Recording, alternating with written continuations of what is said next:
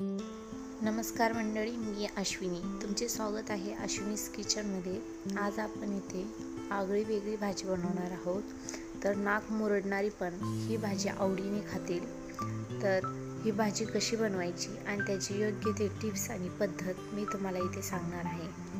आणि या भाजीमध्ये पाण्याचा वापर बिलकुल करायचा नाही आहे, नाहीतर भाजीची चव जाते. तर चला तर आपण ही भाजी बनवायला सुरुवात करूया. तर ही भाजी बनवण्यासाठी लोखंडी कढईचा किंवा लोखंडी तव्याचाच वापर करा, कारण याच्यामध्ये बनवलेली भाजी एकदम टेस्टी होती. तर मी इथे 2 चमचे तेलामध्ये हिरवी मिरची, लसूण आणि थोडेसे कोथिंबीर बारीक करून तेलामध्ये फ्राय करून घेतली. तसेच इथे भाजीचा कलर बदलू नये म्हणून मी 1 किंवा अर्धा चमचा हळदीचा वापर केला. तशीच इथे मी थोडीशी मूग डाळ भिजवलेली आहे, ती त्याच तेलामध्ये टाकून 2 मिनटं चांगली फ्राय होऊन दिली. म्हणजेच मी भिजवलेली डाळीला थोडेसे पाणी होते, त्या पाण्यामध्ये हलकीशी डाळ शिजून पण निघली आणि थोडी फ्राय पण झाली. तर या स्टेजला आता आपण आपली शापाची भाजी ॲड करणार आहोत. तर शापाची मी एक जोडी व्यवस्थित साफ करून कट करून धुवून घेतलेली आहे. तर ही भाजी धुवून घेतलेली वापरल्यास आपल्याला याच्यामध्ये पाणी वापरायची गरज पडत नाही आहे, का तर या भाजीवरती आपण अशा प्रकारे मीठ टाकले आणि व्यवस्थित हलवून घ्यायची. खालून वरती जी की आपण डाळ वगैरे सगळी टाकलेली आहे ती सगळी भाजीमध्ये मिक्स झाली पाहिजे, नाहीतर जेव्हा आपण भाजी शिजायला सोडतो तेव्हा खाली डाळ डागलते किंवा करपते. म्हणून ते व्यवस्थित मिक्स करून घ्यायची. ही भाजी भरपूर लोकांना आवडत नाही, का तर या भाजीचा वास येतो, पण असं काही नाही आहे. जर तुम्ही अशा प्रकारे भाजी बनवचाल आणि लोखंडी कढईत किंवा तव्यामध्ये बनवचाल तर ही भाजी नाक मुरडणारे पण आवडीने नक्कीच खातील.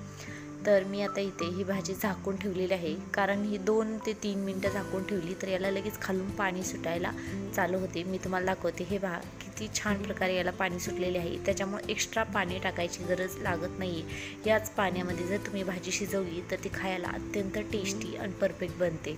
तर हे पहा, जेव्हा त्याला पाणी सुटते तेव्हा भाजी फुल कढई भरून होते. तर आता ती एकदम थोडी झालेली आहे.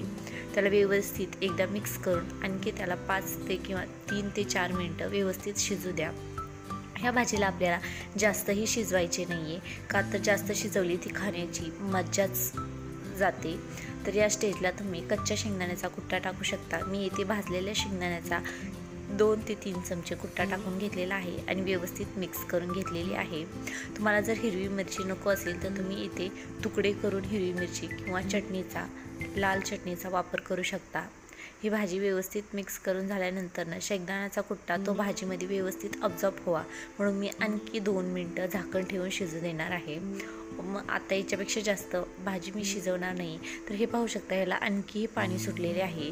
तर आता झाकण ठेवून शिजवायचे नाही, का तर भाजी आपल्याला जेवढी पाहिजे होती, जी की 80% शिजलेली भाजी पाहिजे होती तेवढी भाजी शिजून झालेली आहे. त्यामुळे मी ओपनमध्ये शिजवत आहे, जे की त्याच्यामधले पाणी पूर्ण भाजी सोप करून घेईल. तर इथे आपली भाजी पूर्णपणे पाणी सोप करून घेऊन तयार झालेली आहे. तर ही भाजी तुम्हाला कशी वाटली मला कमेंट्सद्वारे नक्की सांगा. Okay, bye.